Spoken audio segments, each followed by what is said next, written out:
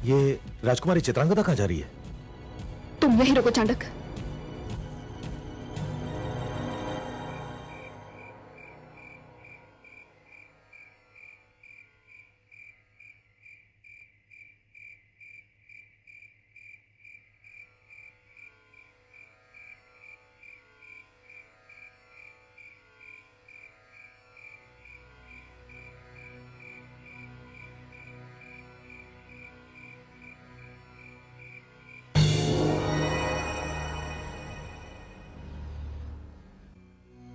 आयुष्मान भव।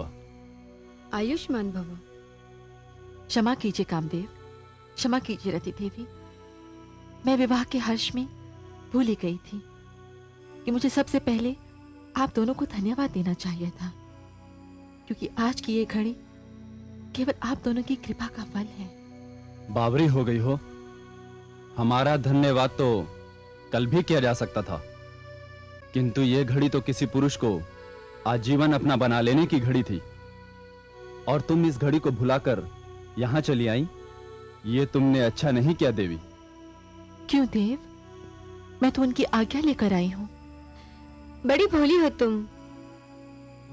ये रात्रि नारी के साथ साथ पुरुष के लिए भी बड़ी महान रात्रि होती है।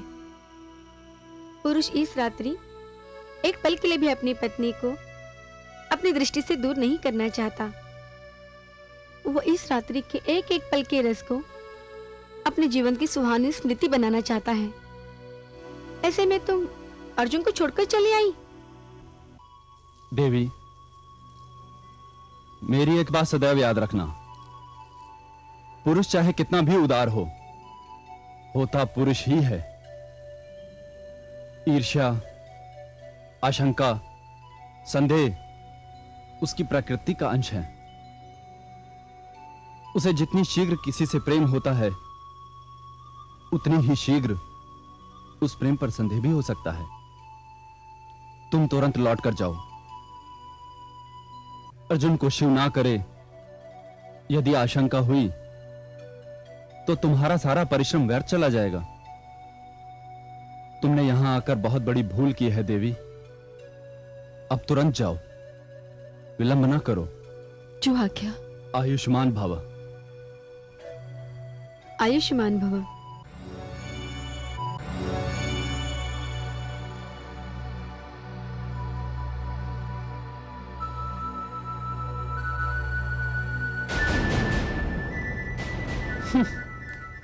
चित्रांगदा, वास्तव में तुमने बड़ी भारी भूल की है।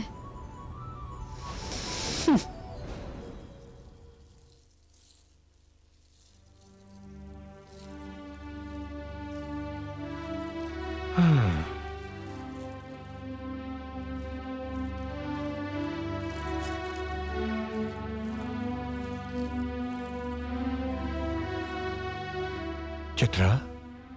जी स्वामी।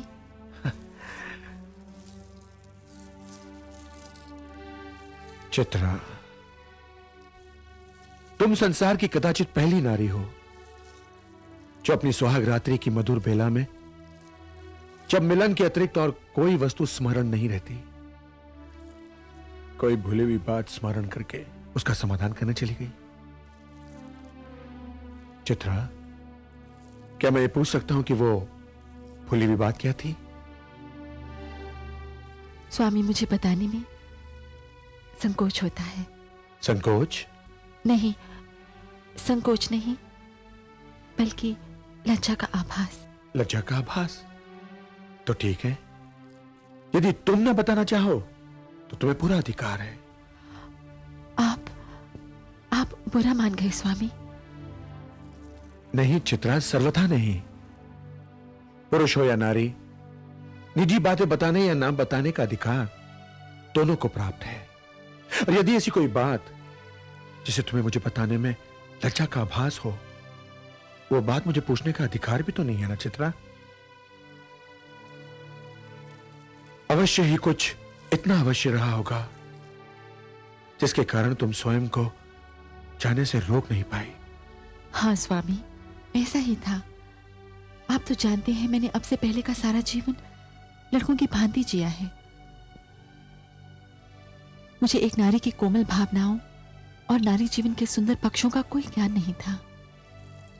मुझे जिनसे ये ज्ञान मिला, जिनसे इन कोमल निर्मल भावनाओं को समझने का मार्गदर्शन मिला, मैं उन्हीं को धन्यवाद देने गई थी।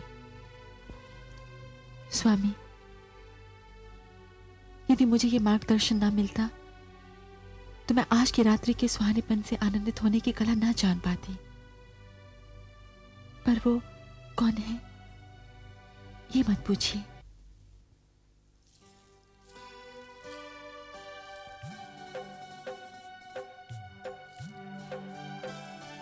क्यों चित्रे?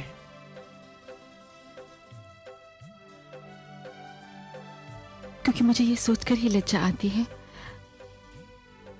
कि मैं अब तक नारी होने के आनंद से परिचित ही नहीं थी। ये विचार आते ही मुझे लगता है कि मेरा अब तक का जीवन व्यर्थ गया। यदि मुझे इस आनंद का ज्ञान होता तो कदाचित मैं पहले दिन ही आपको देखकर आपकी बाहों में समा गई होती।